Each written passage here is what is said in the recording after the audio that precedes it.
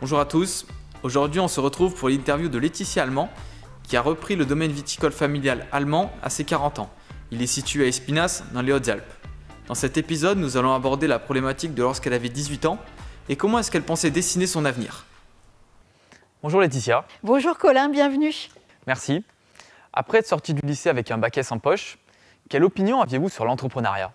En fait, j'avais grandi dans une famille d'entrepreneurs sur un domaine viticole qui avait été fondé par mes grands-parents, repris par mes parents, mais je ne me rendais pas vraiment compte que c'était une famille d'entrepreneurs. Et donc du coup, j'envisageais pas de moi-même devenir entrepreneur. Honnêtement, j'y ai jamais pensé, j'avais d'autres idées, d'autres envies, je voulais devenir journaliste à l'époque. C'est ce que j'ai fait dans un premier temps, donc je baignais dans ce milieu d'entrepreneurs, mais sans savoir que moi-même, un jour, je le serais. Et pour vous diriger vers la voie professionnelle du journalisme, est-ce que vous êtes allé démarcher des chefs de presse ou bien des journalistes pour découvrir le métier Je suis plus allée voir des journalistes pour savoir comment ils faisaient leur métier, etc., ou des gens qui travaillaient dans l'édition. Mais je ne suis pas allée voir des chefs d'entreprise, des patrons de presse ou des choses comme ça parce que j'envisageais pas de devenir moi-même entrepreneur. Puisque vos parents possédaient ce domaine viticole allemand, est-ce qu'ils vous ont motivé à reprendre le domaine ou bien à aller directement dans la voie professionnelle qui vous épanouissait ?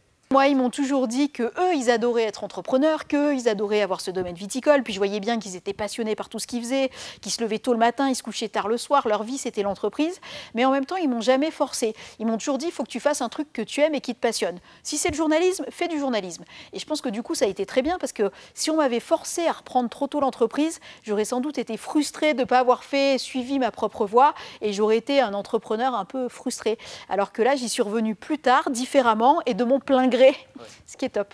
Alors Laetitia, qu'est-ce qui vous a motivé à reprendre un jour l'entreprise après avoir travaillé plusieurs années dans le journalisme ? Alors en fait, ça a été la conjonction de plusieurs choses. D'abord, je travaillais sur des émissions de télé qui, à un moment donné, sur France 5, se sont arrêtées. J'ai fait derrière de la chaîne Info. Ça me plaisait moins. Et puis mes parents se sont posé la question de la retraite. Et du coup, comme ils ne pensaient pas du tout que je reprendrais l'entreprise, ils m'ont dit, mais tu sais, on va sans doute vendre une partie des vignes, etc. Et donc moi, à ce moment-là, je me suis dit, mais quand même, c'est super intéressant, c'est une belle qualité de vie. Le vin, j'ai toujours grandi dedans, c'est un produit qui est culturel, historique, c'est au cœur des enjeux environnementaux. Il y a sans doute des choses à faire.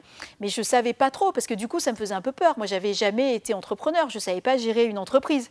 Et donc, à la fois, ça me faisait un peu peur, et en même temps, j'ai glissé vers la reprise sans vraiment m'en rendre compte. Heureusement que je ne me suis pas rendu compte de toutes les galères qui m'attendaient parce que sinon, je pense que je ne me serais pas lancée. Je pense que c'est le cas de tous les entrepreneurs. Si on savait tout ce qu'on va avoir à gérer et tout ce qui nous attend, il y a un moment donné, on ne se lancerait pas. Et en même temps, c'est très bien qu'on ne le sache pas parce qu'une fois que les épreuves, elles arrivent les unes derrière les autres, finalement, on les surmonte, on les gère. Mais c'est vrai qu'au début, donc, j'y suis allée tout doucement. D'abord, j'ai fait la communication du domaine. Après, j'ai fait une formation à temps partiel dans une école de commerce pour pouvoir monter un business plan, faire des allers-retours entre le domaine, l'entreprise et l'école pour pouvoir poser des questions aux profs, etc. Rencontrer, là, pour le coup, des entrepreneurs du monde du vin, pas que des vignerons, des gens qui avaient monté des maisons de négoce, enfin plein de profils différents. Et c'est au bout de quelques années que j'ai dit à mes parents, je suis d'accord, je signe, je veux reprendre, ça me plaît. Une année où j'ai cherché un peu une formation, j'ai commencé à travailler pour le domaine. 2 ans de formation en alternance avec des allers-retours au domaine. Et puis après, mon père arrivait à l'âge de la retraite. Et c'est là où j'ai dit, faut quand même que je me décide. Je reprends pas. Ça me plaisait beaucoup. J'ai vu qu'il y avait du potentiel. C'est pas toujours facile, entrepreneur, mais c'est tellement exaltant. Il y a plein de choses différentes à faire sur un petit domaine viticole. Moi, je fais de la compta, du juridique, du social. Je fais bien sûr le vin, le travail des vignes. Ça touche à l'environnement. Il y a la commercialisation, le développement, du développement international. C'est tellement vaste et il y a tellement de métiers différents dans un seul métier qu'on ne peut que s'éclater à faire ça, quoi. Il faut avoir beaucoup d'énergie, mais on s'éclate.